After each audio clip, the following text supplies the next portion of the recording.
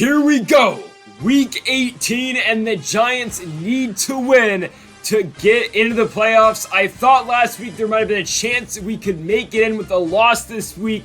It's highly doubtful we get in with a loss. The New York Football Giants tonight come into this game with a record of 9 wins and 7 losses, and they will need to be 10-7 to make it to the playoffs. And tonight they are taking on a 6-10 Chicago Bears team, a team that has already been eliminated. And again, if the Giants win tonight, all signs point to another playoff berth for the New York Giants. In just a couple seconds, though, we will break down all the clinching scenarios. The first of which, however, is so simple. The Giants need to pick up the win here tonight. They come into this game with the Bears as the current 7 seed in the NFC. If the playoffs were to start tonight, they would take on the Detroit Lions. And folks, if you haven't yet, make sure that subscribe button down below for more Madden here on the channel. So there's the playoff picture. Here are all the clinching scenarios. The Giants need one of these to happen. 1 out of 6. Either the Vikings lose in Arizona, the Lions beat the Jacksonville Jaguars, either the Seahawks lose the Bills, the Packers lose to Washington, the Cowboys lose to Philadelphia, or the Niners lose to the Rams. And of course, all of that, one of those need to happen, plus a Giants win, and the Giants will get into the playoffs. So it's not certain we get in with the win, but I mean, come on. And also, tomorrow, the return of the Tennessee Volunteers Dynasty Mode. And what a game.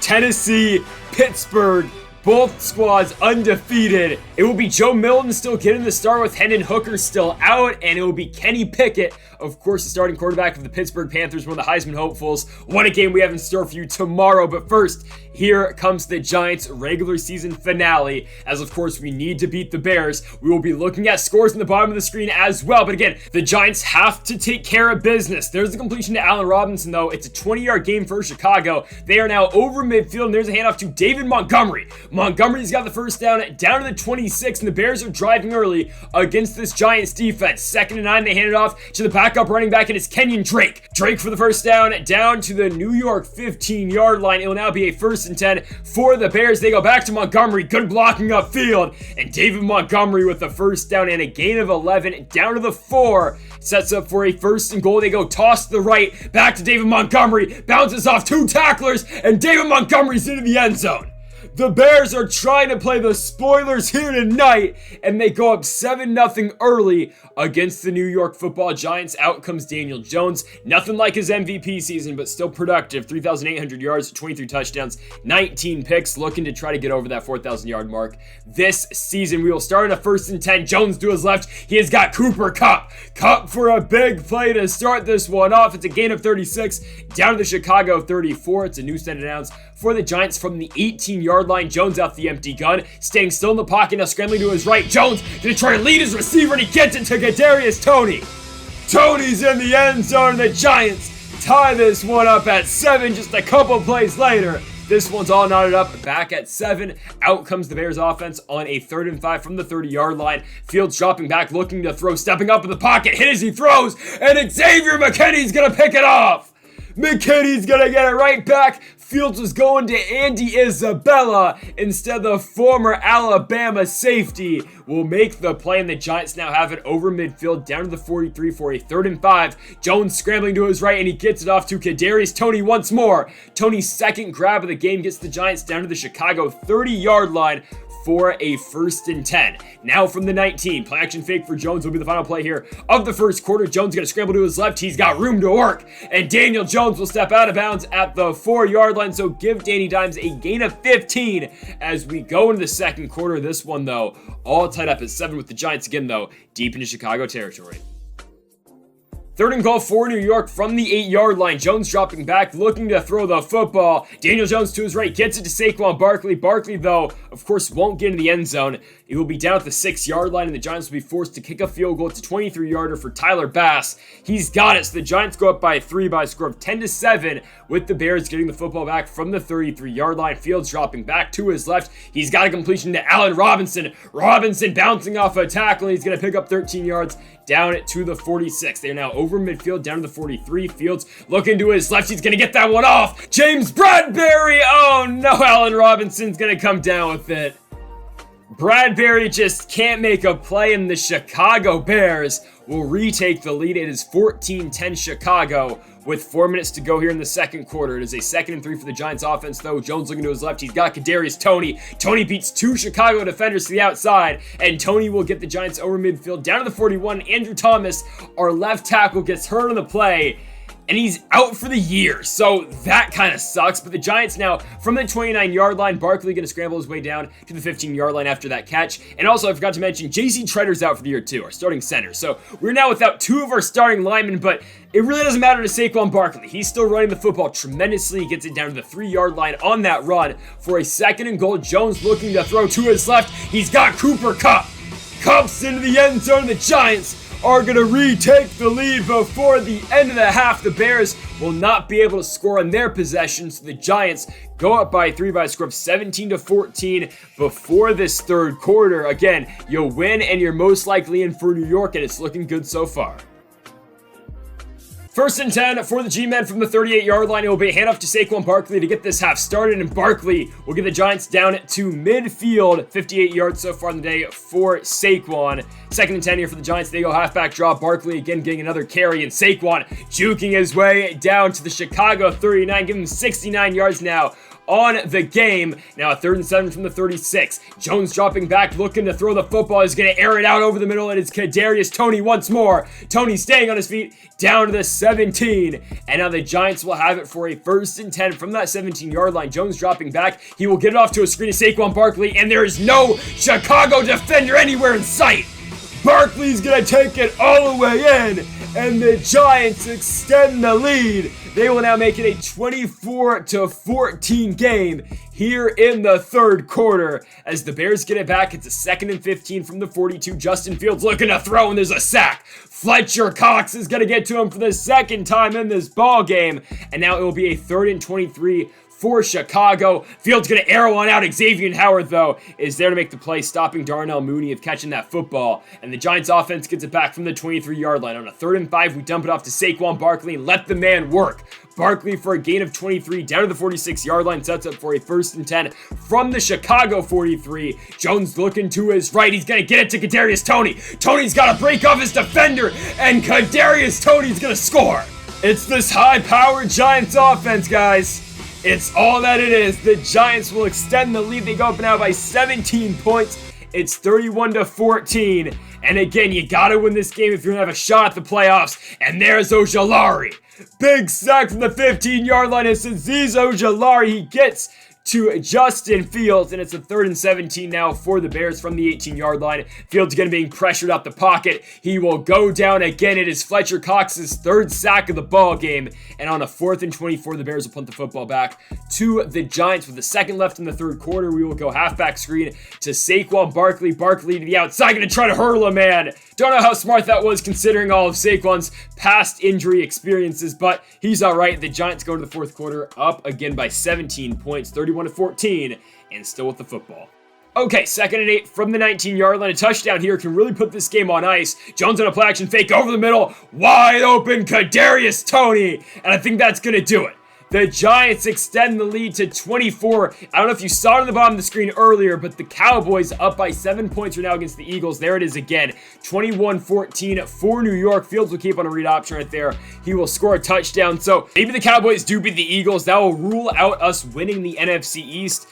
Still, though, we have 5 other shots to make the playoffs. So here come the Giants trying to get this stop right now. David Montgomery's not going to get it. And that's probably going to do it for this game. The Giants are probably going to win this one by 18 points. We will continue on. There is still 6 minutes to go. And yeah, we're going to bring out the offense again, just trying to run the football out. Saquon Barkley going to beat everyone to the outside. He's off the races. Can Saquon Barkley beat one more man? Oh, he can't.